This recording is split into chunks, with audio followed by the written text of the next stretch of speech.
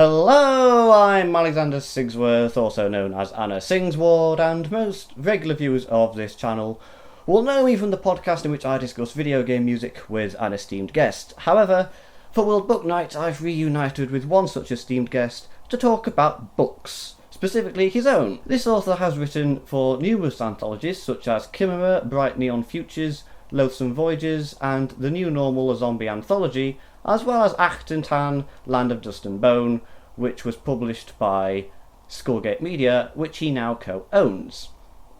But it's his debut work, Each Little Universe, that we're here to talk about today. Chris Thurston is best described by his own description of one such character in the book.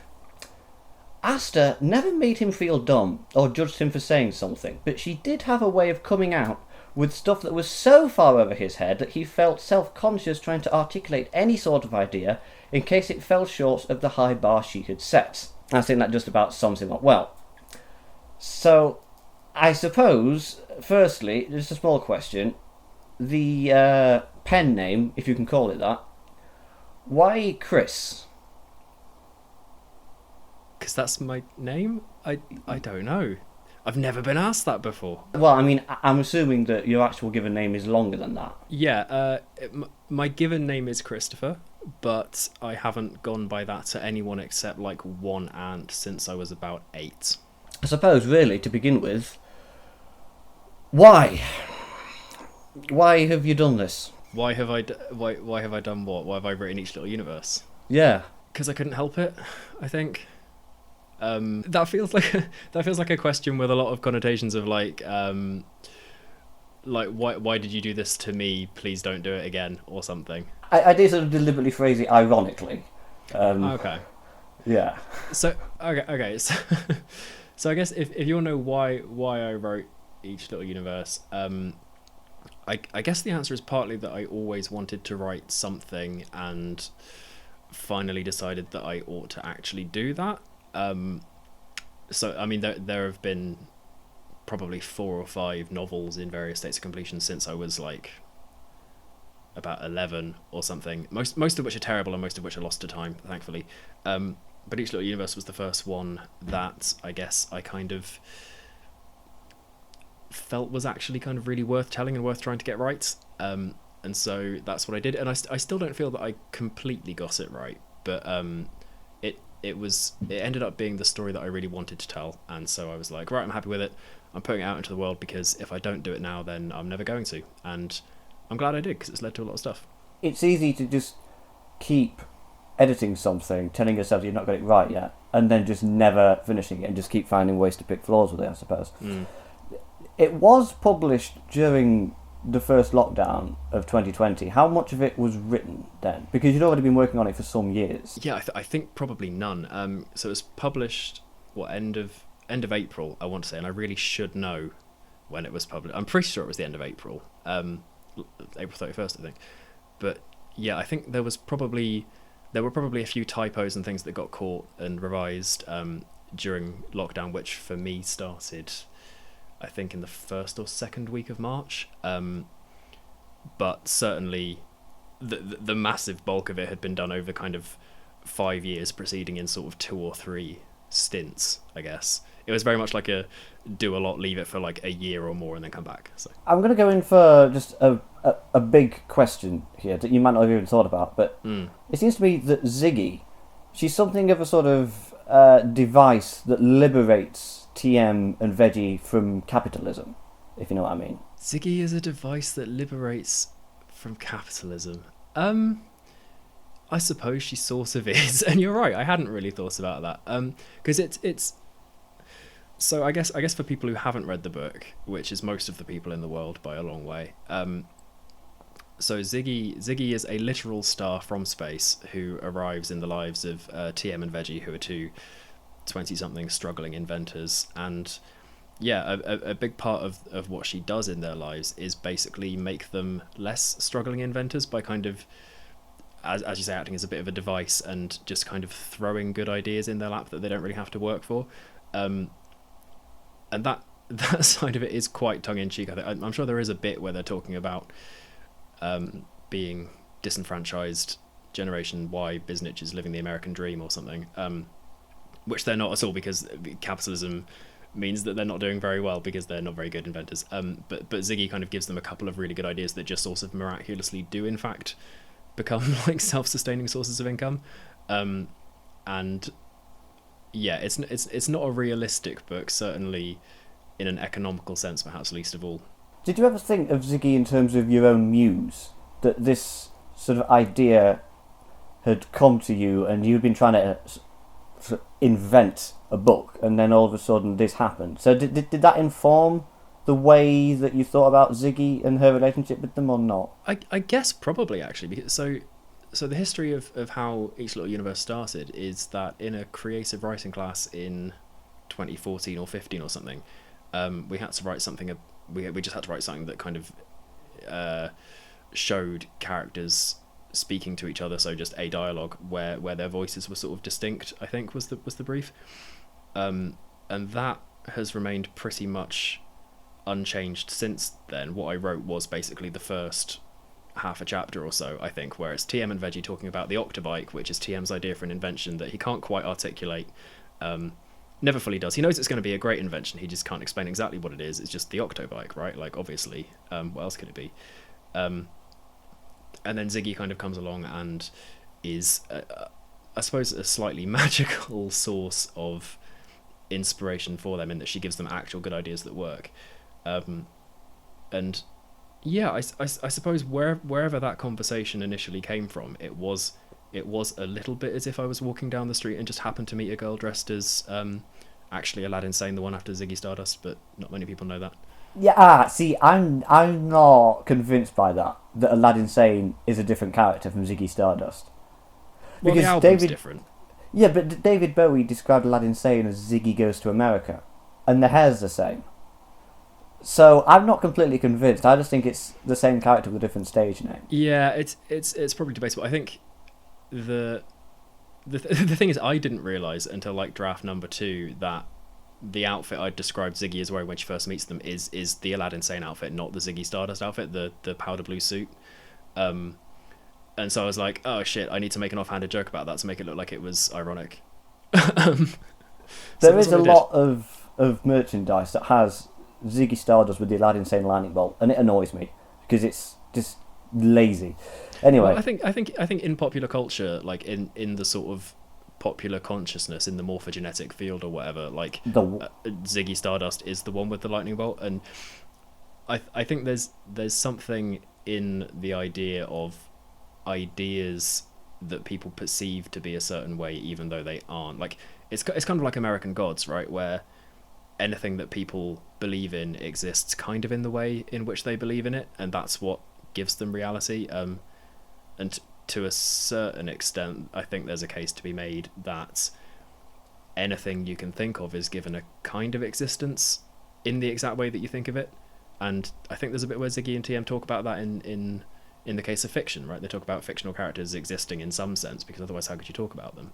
Morphogenetic fields. You talk about like morphic fields with knowledge just being innate everywhere. Yeah, it's the kind of collective consciousness idea. The idea that like if someone learns something, then that kind of passes by some mechanism into almost like a hive mind, but not as kind of readily accessible. It's a big part of the plot of the Zero Escape games, which are very good. Yeah.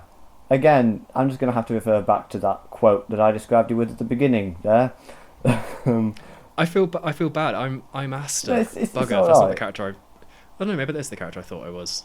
She is quite like me. I don't know. Well, I think every character comes from somewhere. And speaking of characters, I was thinking that the whole thing with the Swede being quite wealthy, do you think that Veggie resents him more because of that, compared to the situation that he's in? Was that something to do with it? Okay, so the Swede is Veggie's only ex that he doesn't get along with, and boy does he not get along with him. And I have a lot of real life frustrations with a lot of real life people who I see as being a bit like the Swede, in that they. Okay, so I find it hard to actively dislike people a lot of the time, unless they do something completely outrageous. But you know when people just sort of end up having everything work out fine for them, and you're like, I'm pretty sure you didn't like have to work for, like, this shouldn't have just worked out for you. You should have had to at least work for that a little bit. The Swede is kind of like that for me, and I suspect, although Veggie's probably mostly upsets him for being just a colossal ball hat in many ways, the economic difference probably doesn't help. I just wanted him to be like completely opposite to TM and Veggie, I think, and in a way where you almost can't even fathom how the hell Veggie could ever have got along with him in the first place. But then part of Veggie's, I was going to say charm, I guess maybe that's subjective depending on who you ask, but part of Veggie's charm to me is that he likes everyone, until they do him like some sort of horrible wrong, at least. Is there a particular reason that he's Swedish? Nope. Swede? No. Only I was wondering, because Veggie sounds a bit like vegetable. Vegetable. And a Swede is a vegetable. A Swede is a vegetable. And I thought that might have been part of the wordplay. I honestly don't remember why he was called the Swede. I remember coming up with pretty much the whole main cast in... they've changed a bit since then, but I remember coming up with all of their names in like a little notebook, I think while I was doing an induction for a job like years ago, which I don't think I stuck in very long. But and I remember writing down all the names and just being like, okay, so we're going to have Dominica, and she's the one who doesn't really talk, and we're going to have Derrida, and they're the one that deconstructs everything, and we're going to have Marcy, and he's the punk rocker. And then I just sort of wrote, also an annoying one, the Swede, ? And like, I have no idea where that came from. Maybe it was Veggie.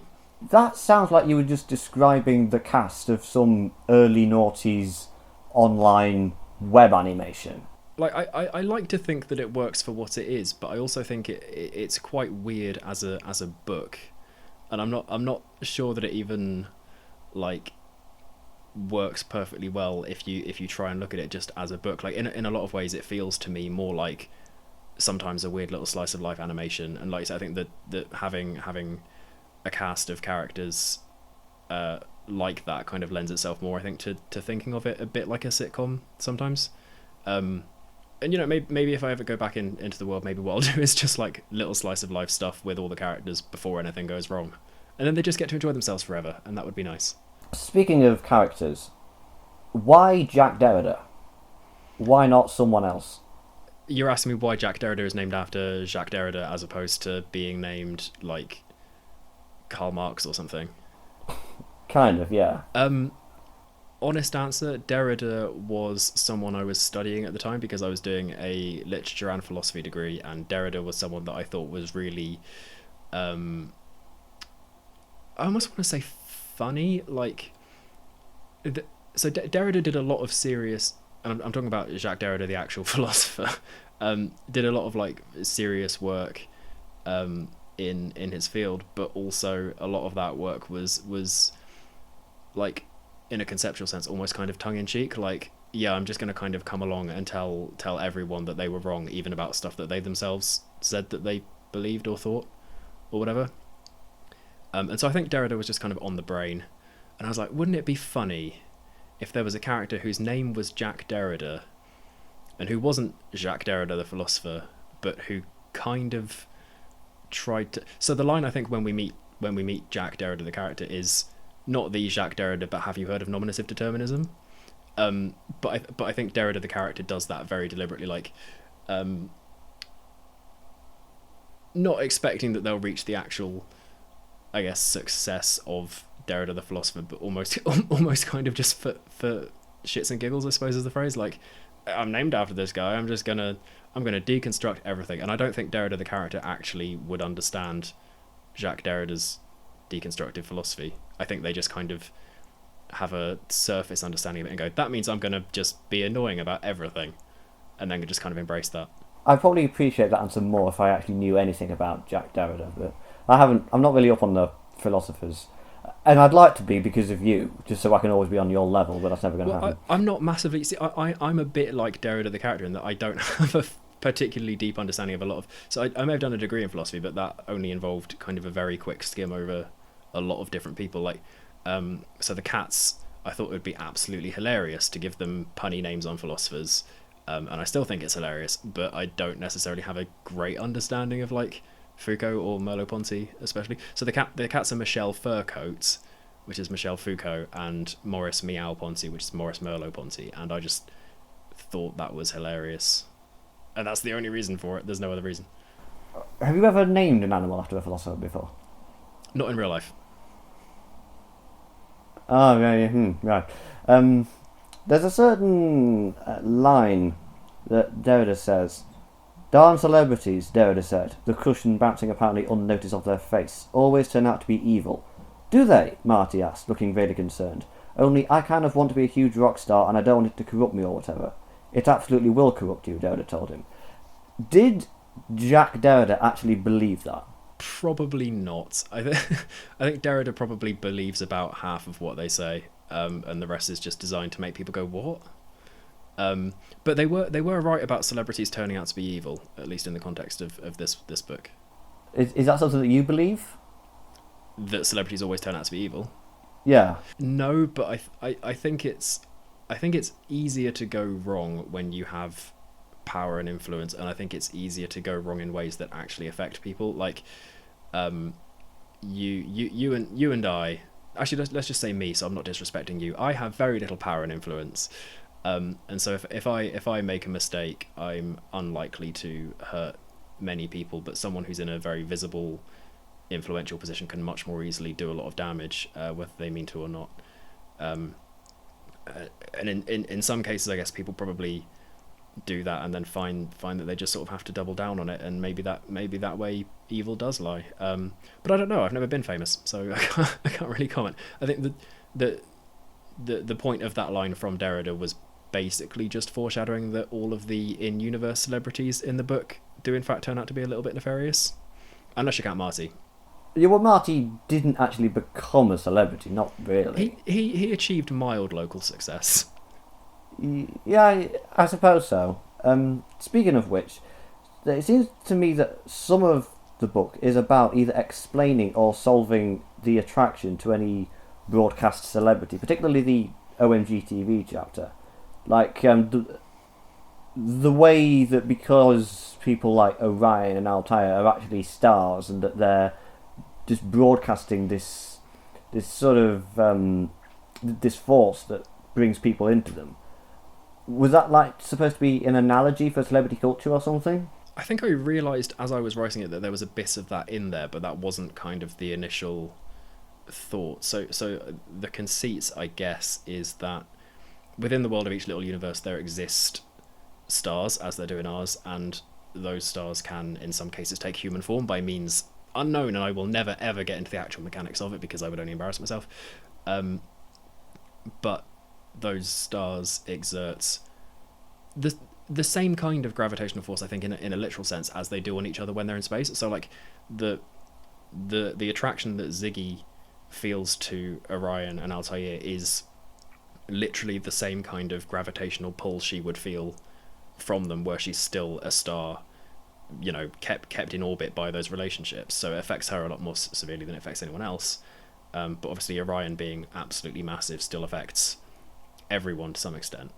And I think that was kind of the only thought behind it when I came up with it. But then as I was writing it, I was thinking, like, this does happen. Like, star power, as it's kind of tongue-in-cheek called by Veggie, is kind of a real thing, in that anyone who's got sufficient charisma and magnetism can get other people to just do things. And it doesn't really make sense a lot of the time, but it happens.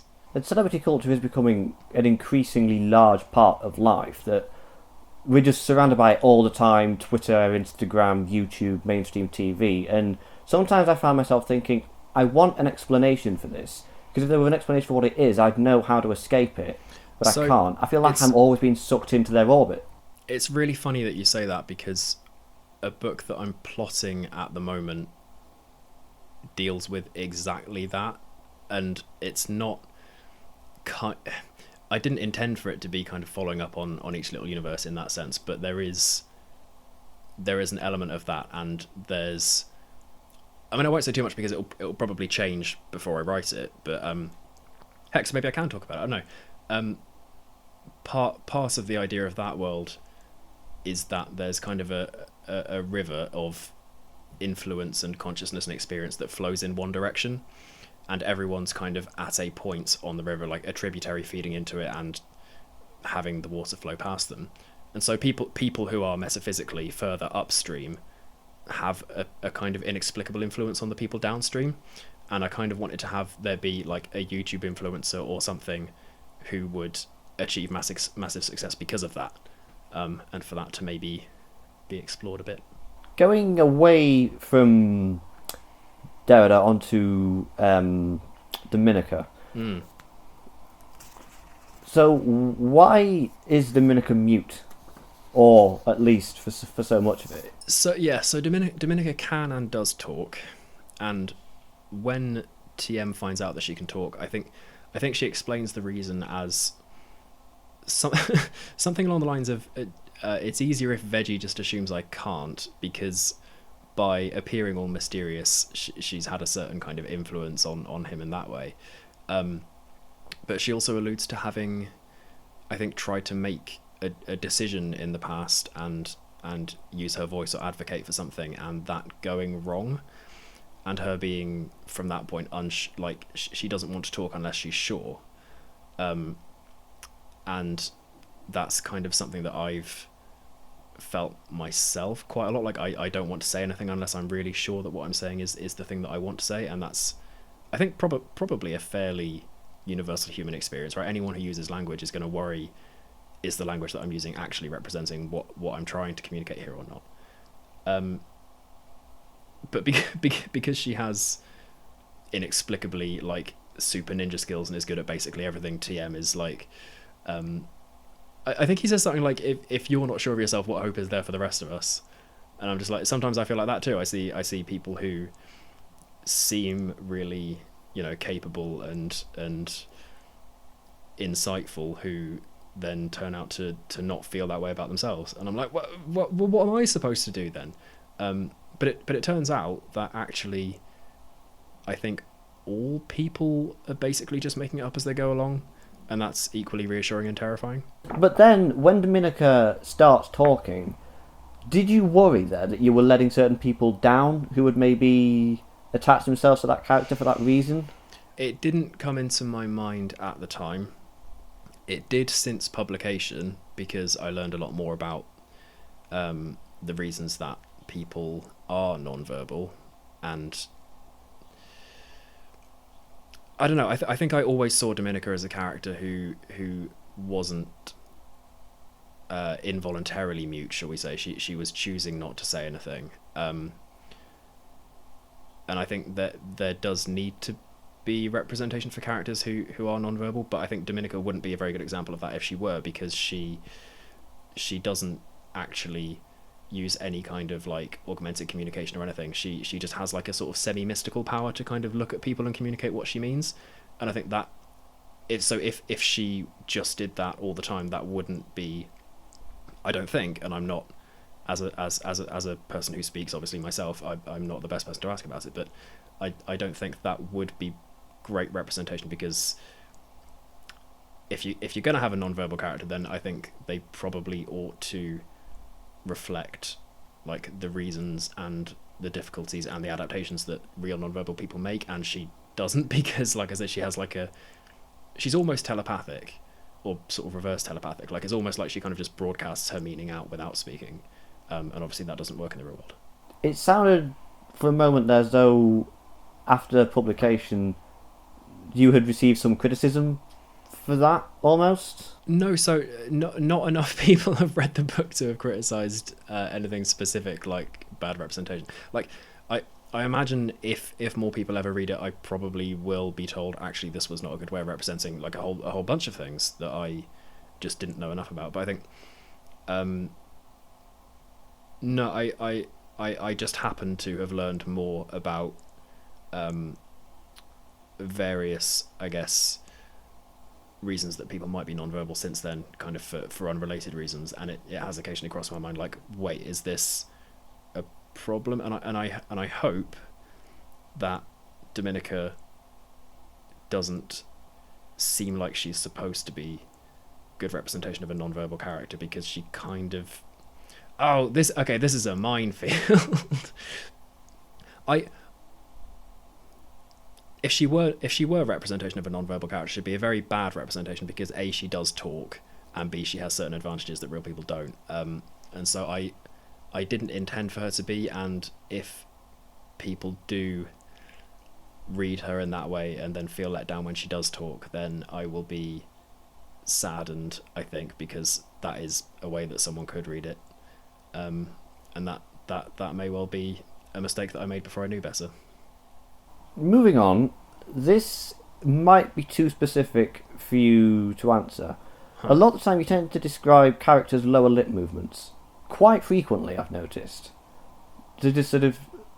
You tend to zoom in really closely. Like, why is that? I don't know, and now I'm really... Okay, now I will notice that in anything that I ever do again, and I will probably have to train myself out of doing that. So when I'm describing expressions and movements, I tend to do them myself to kind of help me think. So if I'm thinking about how a character's talking, and I'm going, like, I'm sat there and I can kind of think what they're saying, and then I'm thinking, okay, how are they saying that? And I'm literally moving my body as I imagine they're moving their body, and then trying to zoom in on what my body's doing so that I can express that in words. And I guess I must just use my lower lip a lot. I don't know. But I'm quite used, I guess, to actually being quite deliberate about like how I form expressions. Like I some conscious practice for me went into learning how to do expressions, put it that way. So maybe the lower lip was one that I really just was like, okay, this is one that people use. I need to get this right. Maybe I'm hyper focused on my lower lip. I don't know. I think what it was that when reading those moments, because it was so specific, it's like there was no space for me to imagine it myself, so I didn't really know what it was that you were describing, if you know what I mean. Then I shall have to get better at that. It's still... I think there's a couple of things that I'm all right at. One of them is terrible jokes, and another one is dialogue that doesn't make sense but kind of sounds vaguely amusing. But definitely describing physical, like the way things look, is not a strong point of mine, and I'm kind of trying to work on that. But yeah, I'm kind of glad you pointed out, because I would never have realised that apparently lower lip hyperfocus is a thing. I say that as if I don't have very specific things that I keep doing either. I'm sure we all do. It's hard to recognise them until someone else points them out. Yeah. Yeah, there's one particular moment where you wrote, "Happy now," said Dominica's unimpressed, tongue-in roof of mouth expression when she was done. What does that mean? Okay, so I think she's kind of... I'm going to have to do it, aren't I? You don't have to. It's kind of like a... Oh God, don't ever do that again. Well, see, this is... I see I'm not going to be able to do it now, but that... It's something along the lines of...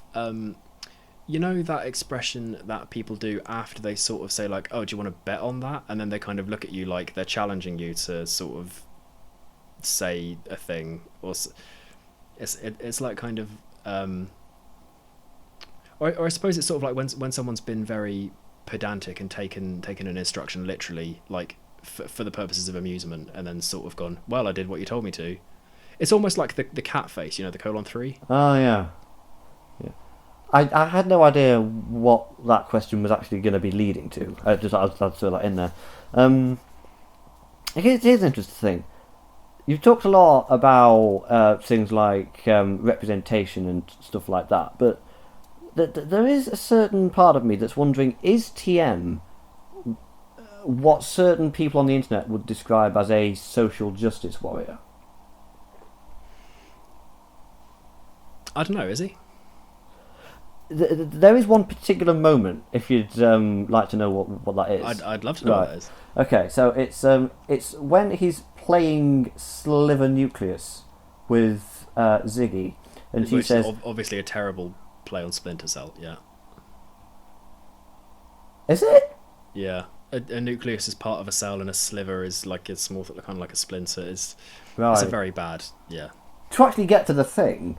It's where she's saying, I will hack your building, American, she said, in a vaguely Eastern European accent, for the right coin. That's probably xenophobic, TM said absently. I'm literally from space, Ziggy said. TM stared at her for a moment, waiting for an explanation as to how that was a counter-argument. Now, I don't personally think that is xenophobic, personally. So why does TM? Well, maybe the clue is in the fact that he says it absently. I think he's probably not really listening and just sort of goes like, "Eh, are we allowed to do that?" And then just kind of lets it pass. Oh. But I don't know. I think, are any of the characters SJ? Okay, so I would counter that SJW is like a really loaded term, right? So it's only really used by people who think that the people that they call SJWs are wrong. Like, I mean, there are some people who call themselves social justice warriors, and I don't actually know which way around it started, but I think the majority of the time, if you see someone unironically saying the phrase social justice warrior, it's because they're talking about someone that they think is being overly like politically correct. And I tend to think that that's usually stupid. And so because TM and Veggie agree with me about most things, they probably think that's stupid too. I mean, they certainly would never judge anyone for their sexuality or gender identity or anything like that, and they probably wouldn't tolerate anyone who did. And so to that extent, they probably are SJWs. Do you remember Jake and Amir from YouTube? I do not. Because my question was going to be whether or not they were influential in the characters, so I guess that answers it then. They were basically just a sort of double act on YouTube. They were like the original YouTube double act. One of them was just trying to get on with his work, and then the other one was just sort of lazy and trying to distract him and stuff. It was funny.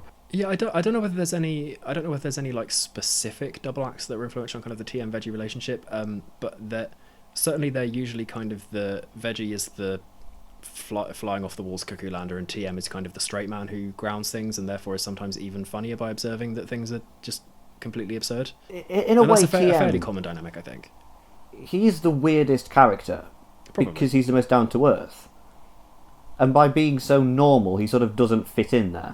So I think I'm not sure whether Each Little Universe is magical realism because people disagree on what that term means, but I think what it often seems to apply to is worlds where there are things that if they were in our world we would consider supernatural, paranormal, or otherwise not of this reality, but that people just kind of accept. So like one example of a magical realism story might be, you know, Detective Dracula, just, you know, he sleeps in a coffin and drinks blood and everyone's fine with that and adapts to it because that's just his lifestyle. TM is kind of a character in that vein who vampires, in that he takes all the absurd stuff and just kind of goes with it as if it's not completely impossible. Rarely is there sort of a how can this be happening, this doesn't comply with the laws of physics. It's more just, yep, this is happening, let's just kind of go with that. And if TM were a real person, I think that would make him quite peculiar and maybe not very well adjusted. But because he's, it also makes him fairly well suited to actually deal with the stuff that happens in the book because the world of the book is strange. So, is it that he's thinking that adult life is already so weird enough that this may as well just happen? That's probably part of it, and I think like certainly a lot of the way I think about the world of Each Little Universe is. It's our world, but very slightly weirder, and a lot of the stuff that goes on in it is kind of just, I guess, like literal physical manifestations of things that I kind of think of as being source of true in a different way anyway. But I suppose a lot of fantasy and sci-fi is kind of that to some extent. On Goodreads, it's classified as urban fantasy. Yeah, I'm never quite sure how to class it. So it's somewhere between urban fantasy and magical realism, because like I said, so magical realism sometimes is supernatural, but people just kind of go along with it as if it's perfectly normal, and sometimes it's like your kind of Kafka and things like sort of Murakami and things like that, where it's set in a world that maybe is ours or begins as ours but has these supernatural elements. And then urban fantasy, I think, is similar to that first definition of magical realism, where it's mostly our world, but there's maybe one or two supernatural elements, and so I'm never quite sure where it fits in. And maybe it doesn't, and maybe that's a good thing. Maybe fitting in is for losers. I don't know. Well, yeah, it is. Well, yeah, exactly. I mean, all the people I hated at school were the ones that fitted in, and then I realised, well, if I'm not going to fit in, I may as well stand out. Ah, there you go. There was that article that you shared on Twitter. Some scientists have discovered that the universe may be a sentient being, just its own big consciousness. Hmm. And so I suppose it can't really be magical realism because it is within the realms of possibility. that's within the realms of possibility, I guess, but only because what we mean by consciousness is so nebulous and so ill-defined that no one can ever agree on whether anything is really conscious anyway and what that would actually mean. And there are a lot of books on the subject that are really fun. If you are looking for a book about consciousness and don't want to get into the dense ones, I recommend Peter Godfrey Smith, and I've forgotten what the book is called, but it's about octopodes, and it's very good, and I recommend that one. I can't remember what it's called. Anyway, I think Each Little Universe is about two things at heart. One is like true love, but almost never in a romantic sense, and the other is kind of the sheer absurdity of consciousness existing at all.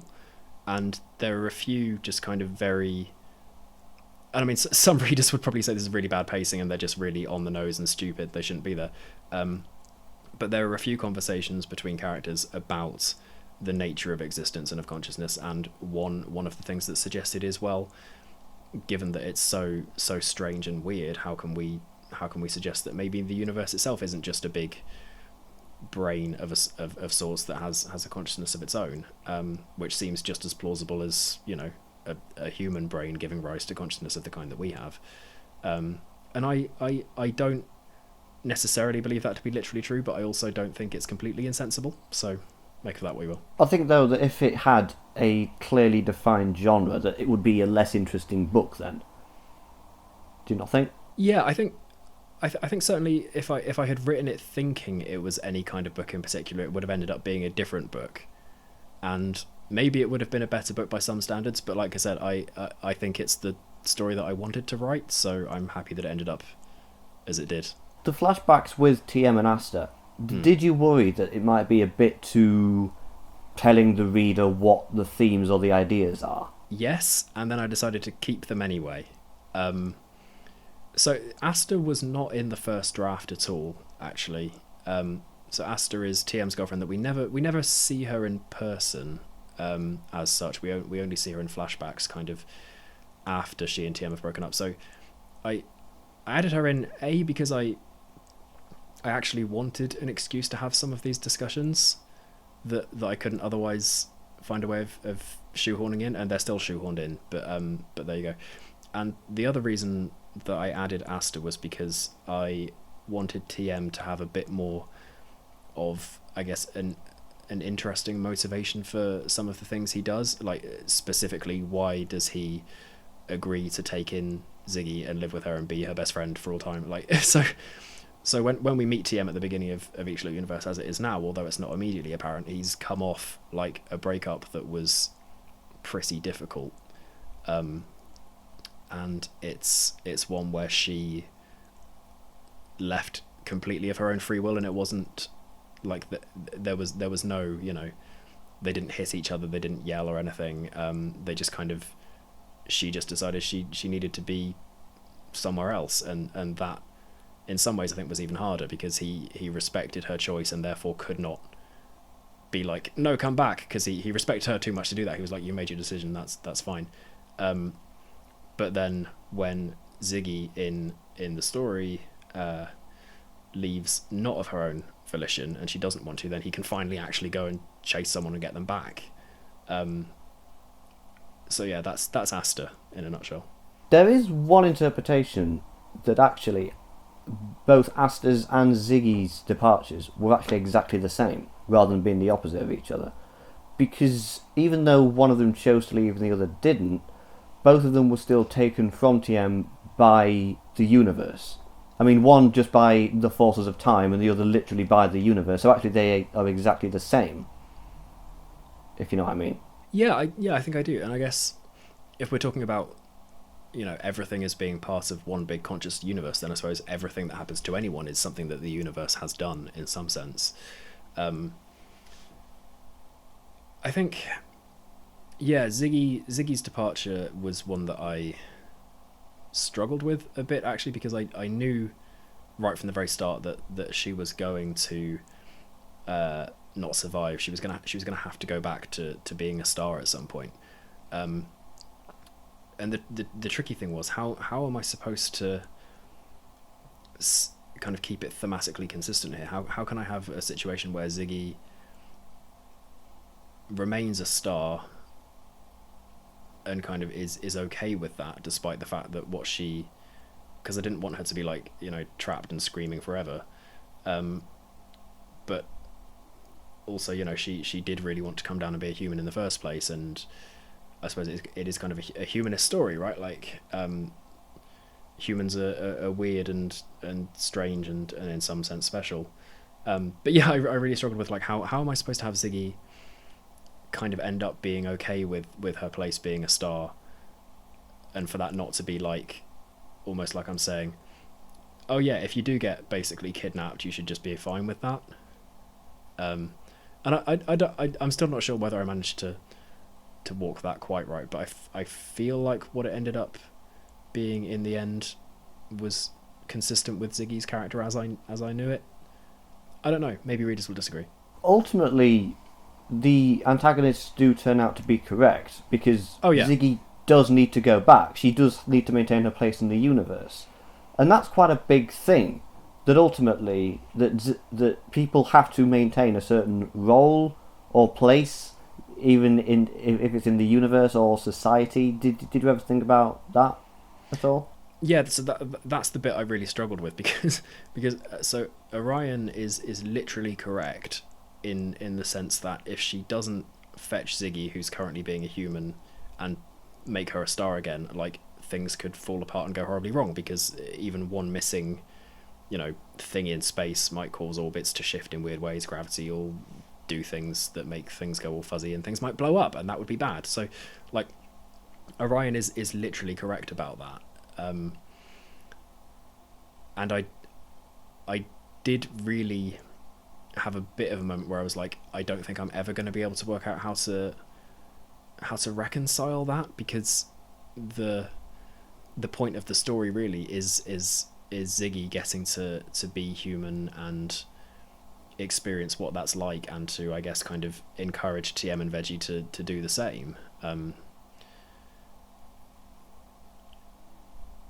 And maybe there isn't a balance, and I didn't want it to be. I certainly didn't want it to end like as if I'm saying, hey, by the way, you have to fulfill a certain role. Ziggy does in the end, partly out of her own choice, partly not. Do you know, I'm rambling at this point because I don't have a good answer to that one. And maybe there's something to be said for that. Maybe there just isn't a right answer. Like, you should be free to live the life you want as long as it's not hurting anyone else. And I don't want to say that you should have to not do that for whatever reason. Equally, sometimes you do have responsibilities. I don't know. I really don't have an answer for this one, which is kind of a challenge, because I feel like I should, but then you can't answer every question, I suppose. There's a thing here. There's that dramatic moment where Veggie is saying, and she didn't want to go, Tom. She wanted to stay here with us. And then they talk about how he very rarely calls him that. But earlier, I think it might be like just a chapter or two earlier, we get the moment where Veggie is also saying she never really existed in the first place, Jack. She was a star. And that was the first time that Derrida had been referred to just as Jack.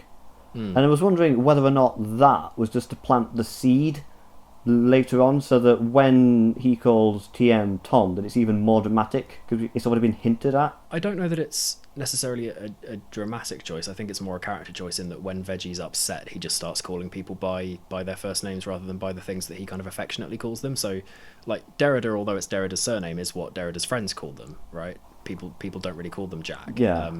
And equally, people don't call TM Tom. They call him TM if they're his friend. So I think that I think just says more about, like, the fact that Veggie is really upset that he's referring to them by names that he wouldn't usually, as opposed to being a character choice.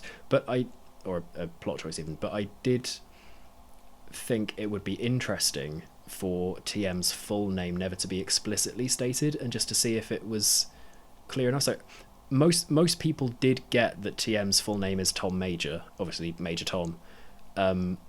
because A, his dad is called Thomas Major Senior, which is a pretty big clue, and he refers to TM as Junior, and B, Veggie then calls him Tom. But I don't think it's ever actually said that TM's full name is Tom Major, and I just kind of wanted to not. You're going to tell me it is now, aren't you? Well, I thought that it was Thomas Majors, not Tom Major. Well, I suppose he could be Thomas Major, but Thomas. I suppose yes, he probably is Thomas Major Junior, but that's still Major Tom, isn't it? I am sure there's a moment where he's called Thomas. I'm sure that Senior calls him Thomas at some point. Actually, I don't know why I'm even trying to think about this, because it's not important. But you say it's Major, and I say it's Majors, and I'm sure it's Majors, not Major. I'm pretty sure that his dad is Thomas Major Senior, but I don't know. We can check that at a later date. Yeah, I want to check it now. In my head, he's Tom Major, because of course Major Tom. I'll do this later. I can't be bothered now. Anyway, okay. If the book says Majors, then the book is wrong. No, no. Let's not get into Death of the Author. Oh, I hate Death of the Author. Apart from one, there's one author. I think I know who it is as well. Yeah. Oh, yeah, definitely. Actually, there's two for me, at least. Oh yeah. Yeah. But we're not going to say it because it's unprofessional. We're not going to say it because that's dangerous turf.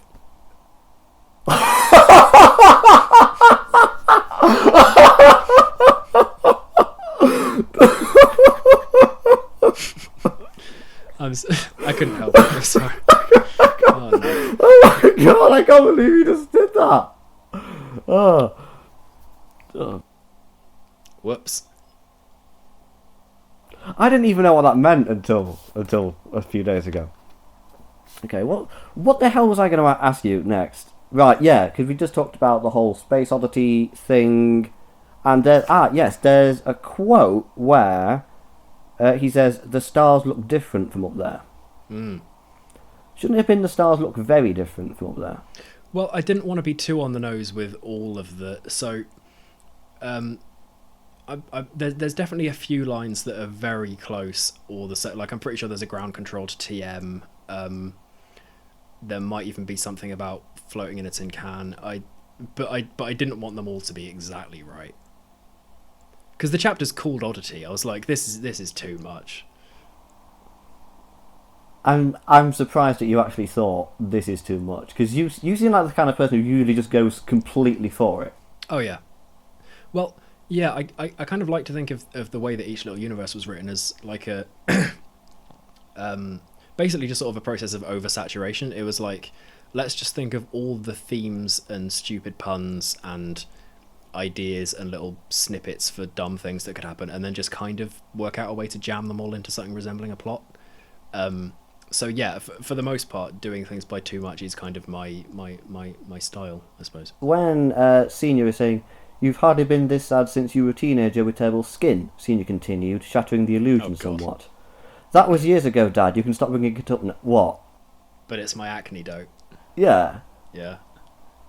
Well, I mean, presumably the intention there was that, well, that's where TM gets it from, as opposed to it just being another thing you threw in.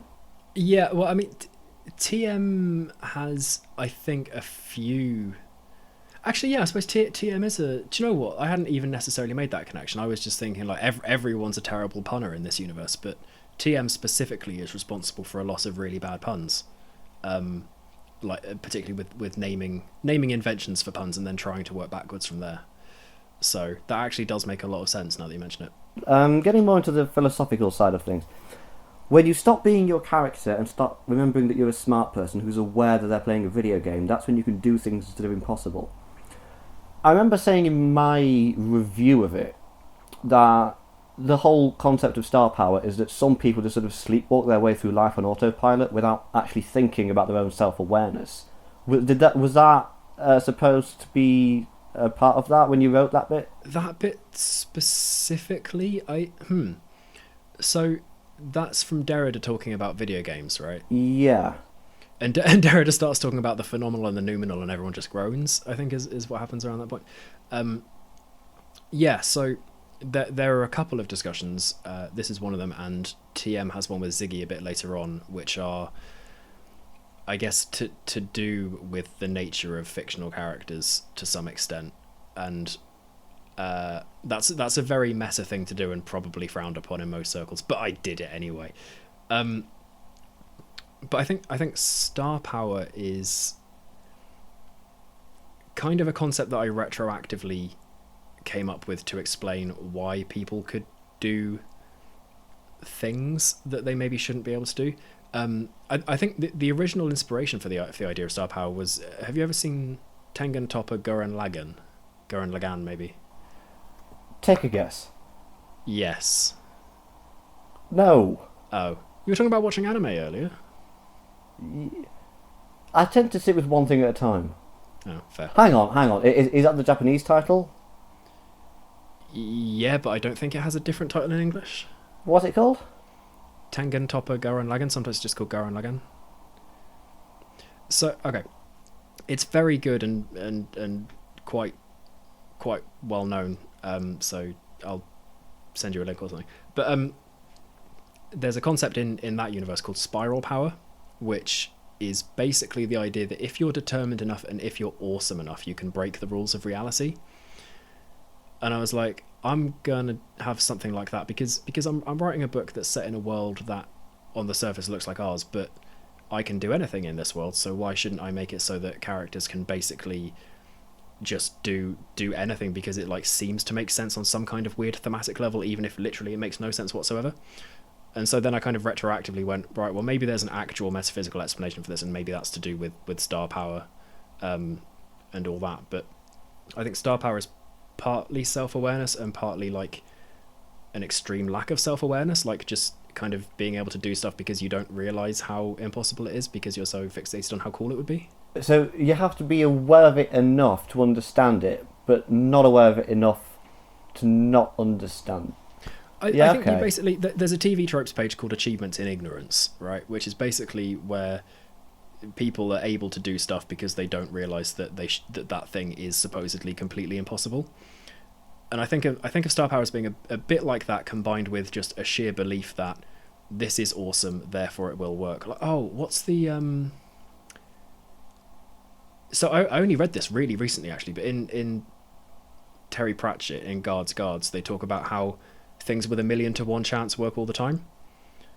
So they try and contrive of a way to make things have exactly 1,000,000 to 1 chance of working, because that's the only way it'll possibly be able to pull it off, because that's how drama works. So I think star power is a bit like that. It's like, I'm kind of aware that this is something that I shouldn't be able to do, but there's 1,000,000 to 1 chance it would work, and it'd be really cool if it did, so I'm going to do it. And anyone who has a bit of star power is sort of slightly warping reality to make that possible. It sounds kind of like the infinite improbability drive. It is a little bit it's a little bit like that. Yeah. In fact, I'm glad you brought up Guards, because in your review of it recently, you were talking about how there were no chapters. And I've noticed at the beginning of part 2, the chapters are a lot shorter.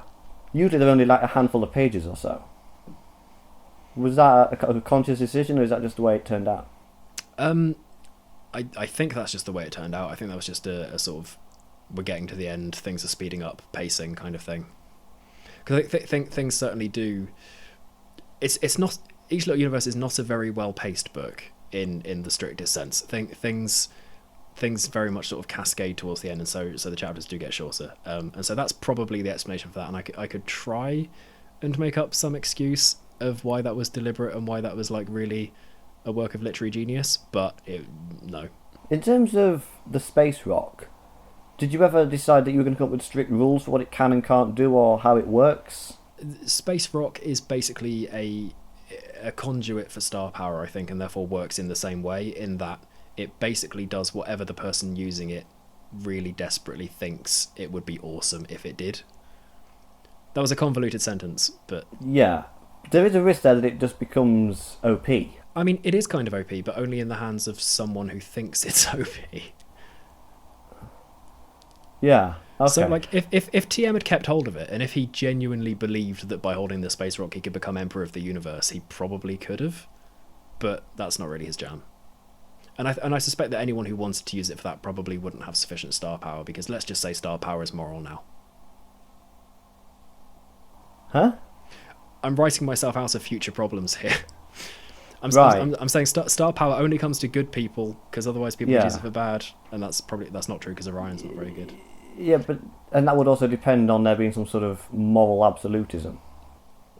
Yeah, that would imply that the universe, that moral naturalism is true, and that there is an objective good and bad, and that star power knows what it is. So, let's just say that the space rock is it got nerfed in a patch, and since TM used it for one pretty cool thing, he can't use it anymore. So he can't use it anymore? Probably not. I don't even remember whether I specified that he kept hold of it, actually. What if he decided, well, I'm now gonna... If I made a rocket out of just tin foil and can and stuff, and the space rock made it function as a real rocket, what if I sort of made my own Iron Man armour and powered it with the space rock? Would that actually make it a real working Iron Man armour? Almost definitely. Because it seems like the kind of thing that he would do, so that he could use it as like a sort of humanitarian thing and help people with it. Yeah, and I mean, I think that the fact that the Octobike works at all, although the space rock isn't involved in its creation, is kind of a similar function, in that TM assembles something that is his idea of a cool vehicle, and therefore it works as a cool vehicle. If stars have a level of sentience or consciousness, then surely the space rock also does. So did it choose to come to Earth? Or how because Orion didn't place it there. It just... I believe there's reference to it just having to have just crashed on its own. Yeah, the space rock just sort of shows up to... I guess to give... Very deliberately, actually, to give Ziggy like a MacGuffin to strive for.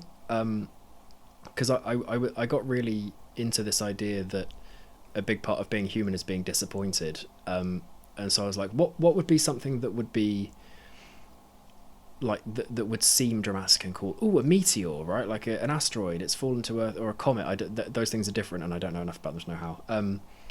A bit of rock has fallen to Earth from space, and Ziggy wants it because it just kind of seems like the sort of thing that she ought to want. And then when she gets her hands on it, she essentially realizes that what she wanted was like kind of the idea of something cool, right? She was like, this seems like a quest, I'm gonna do it. And I think to some readers that probably will come off as like incredibly anticlimactic and not in a good way, but it was it, and I'm not retroactively making this up. This genuinely was a conscious choice. I was like, a really big part of being human is thinking that you want something and then realizing when you get it that you weren't entirely sure why. And so the space rock is quite deliberately like just a massive MacGuffin that really has no value on its own, except that Ziggy just sort of decides it should have.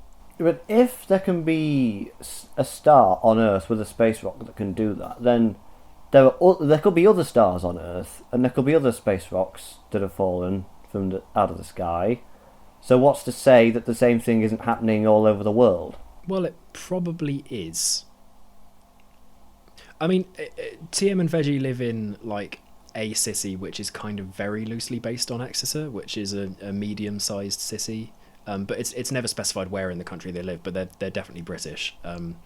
But in my head, where they live is sort of loosely geographically similar to Exeter. So it doesn't have a huge population. And in that time, they managed to meet 2 stars, right? And 2 others who come after the first one. So odds are, in a sample size that small for them to have met stars that frequently, odds are around the world there are a lot more.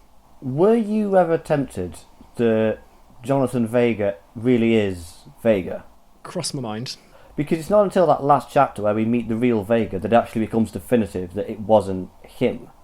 So, tagging that onto the end, was that more just to confirm it? Or was it to... Did you still think that he had more to say of the story? I think part of it is giving TM an ending that isn't completely horrible. And I mean, the ending became less horrible in a few ways. Like, originally there was quite a bit more death. Like, in the very first draft, fewer characters made it to the end alive, or sustained much worse injuries. And then I was like, this is just really depressing. I don't want this. But Vega, I think, was there from the start. And she's partly there, I guess, to give TM something to continue with, and to kind of make it so that what happened to Veggie wasn't just senseless. Like it meant something. It had some sort of purpose, and therefore it's something that TM can move on from, I guess. But I'm not really sure about the original question, actually. I think it did briefly cross my mind that maybe Veggie really is Vega, but then I was like, he couldn't have been there for that long. That would be ridiculous.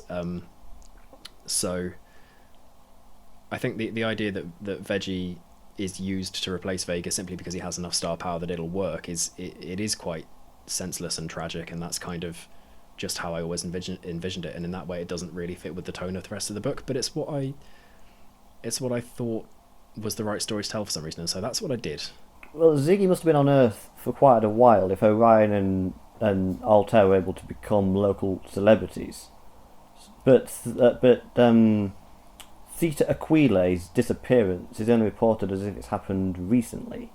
So I think of Orion and Altair as people who have... no, it's not Altair, that's how they pronounce it in Assassin's Creed. It is Altair, I think.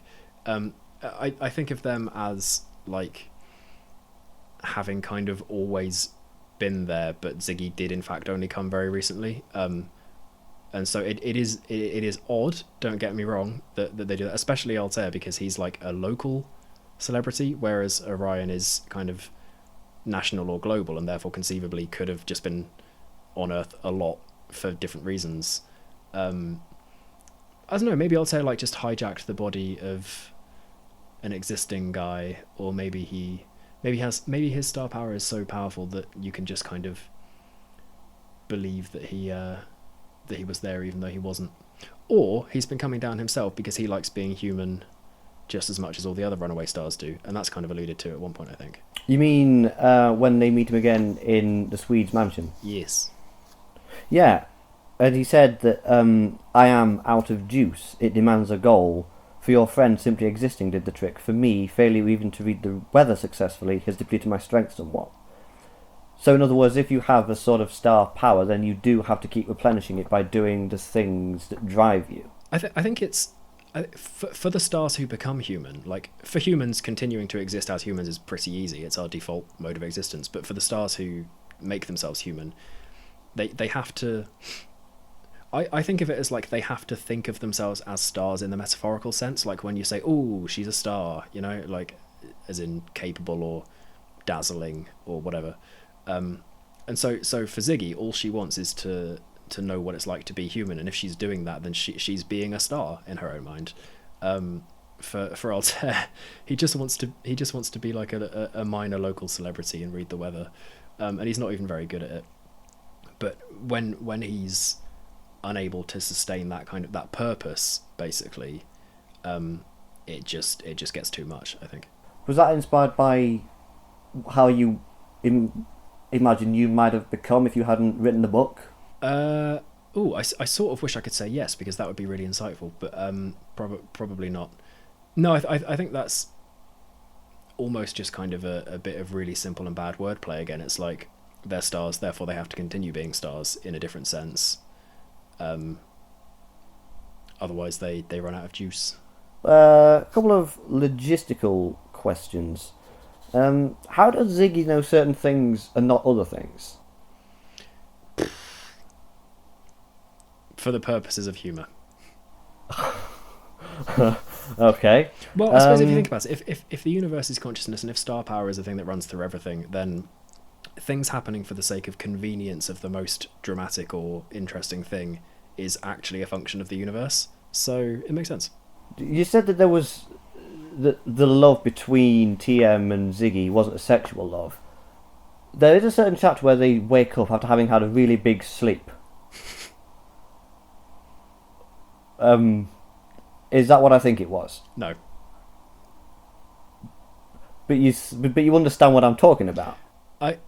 They wake up from what I believe is described as a nap, albeit one that lasts for many, many hours. But no, the intention was always quite deliberately that there would not be romantic or sexual love between Ziggy and anyone, actually. Although she sometimes sort of thinks that she wants it, but what she really wants is a meaningful connection. And I think TM points that out to her at one point when she kind of mistakes the two. But no, I don't think I'll ever write a story that's like an actual love story, like stories with romantic partners in them, sure, like Veggie and Marcy, but I'm not a romance writer or a love story writer, and no, TM and Veggie and Ziggy did not have sex. Did you ever think about what Orion and Altair were doing off page? Yes, sometimes, and I think most of it is just kind of most of it is just kind of like unspecified searching and or malevolence. Like they know somehow roughly where Ziggy is, but they can't pinpoint exactly who she is early on because she's making a very conscious effort to suppress her light, her star power. Later on, when Vega goes missing, Orion goes straight to TM and Veggie purely because they're the last known suspect, so she's like, well, it must be you guys again. So in that instance she's a lot more active, but the first time round they're just kind of watching, waiting, and doing their usual thing to maintain public appearances, I guess. The freeze frame jump that Veggie wanted to do. Yep. Did you ever consider using the space rock to actually make them be able to freeze in the air and then just drop down?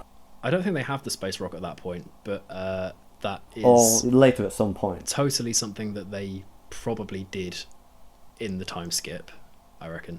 And you're not wishing that you had thought of it? Oh, no, yeah, no, that I should totally have thought of that. But at that point, Ziggy's gone, so it would have been a bit... But by the time they have the space rock to use, Ziggy's gone, so it would have been a bit bittersweet. Tyre's fanboy, is that just an effect of Altair's being a star, or is he another star gone missing?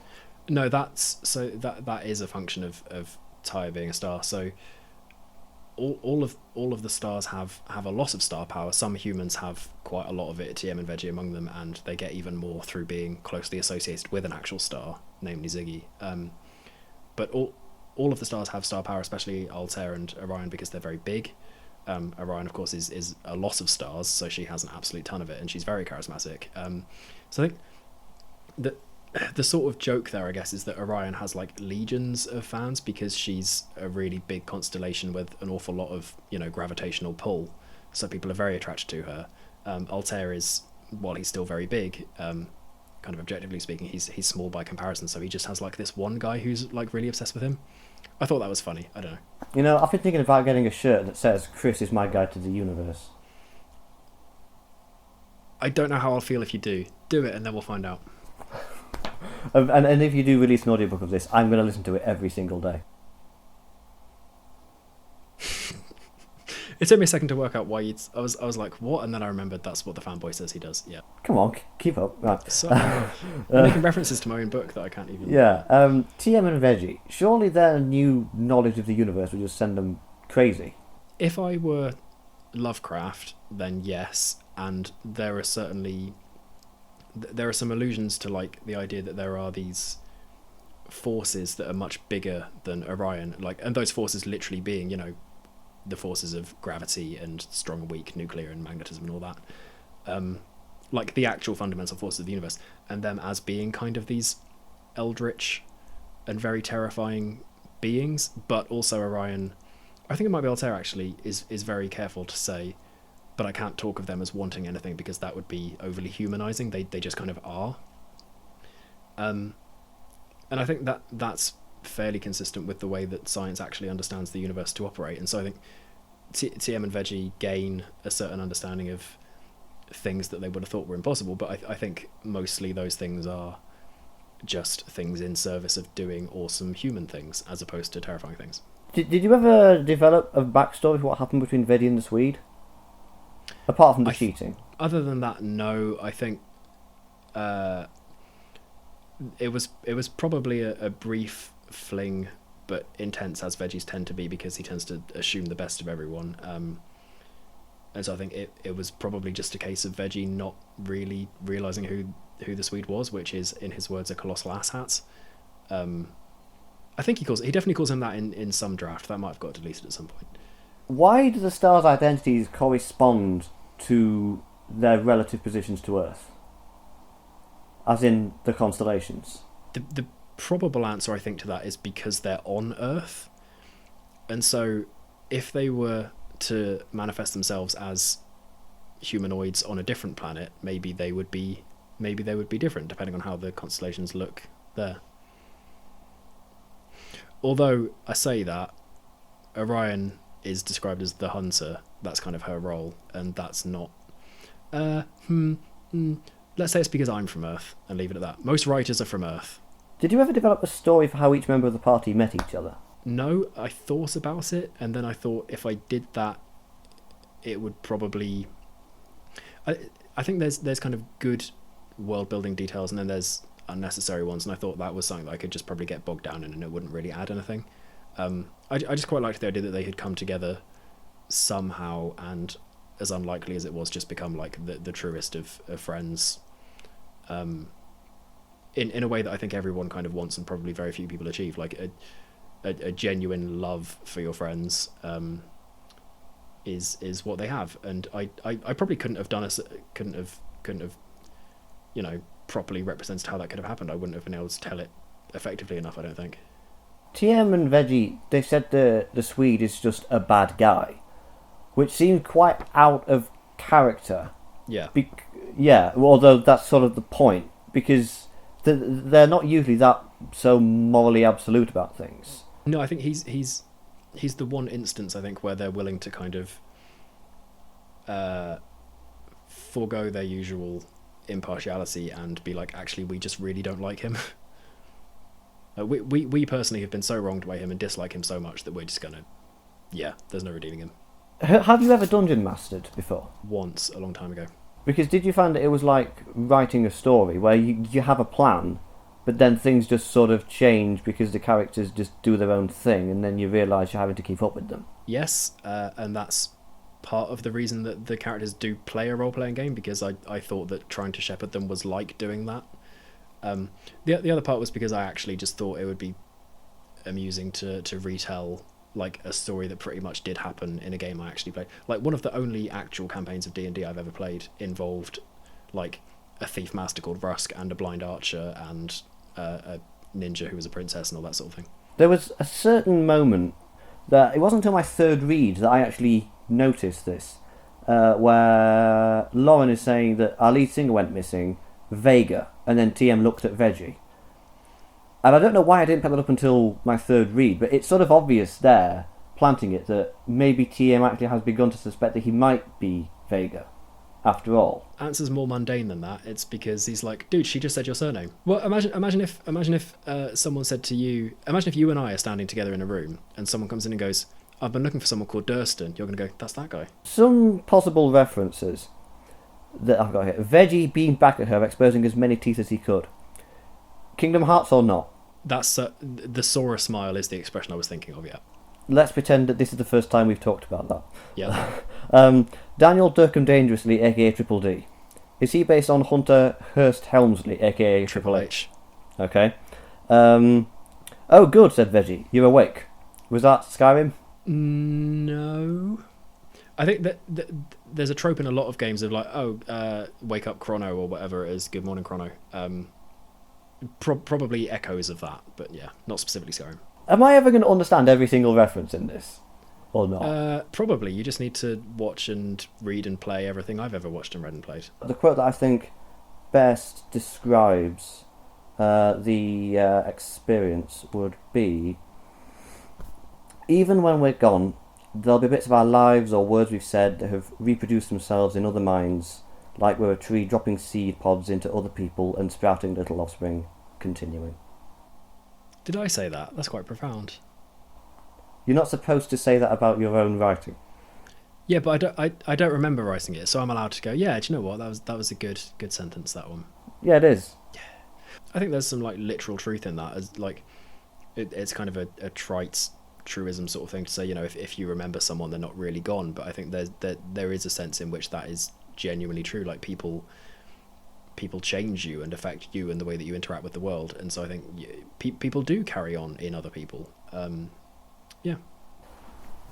And now, because you've read that book and absorbed my thoughts, there's a little bit of me in you. Wait. It's true. You know what? That's it. That's the final bit. There's a little bit of you in me. Yeah.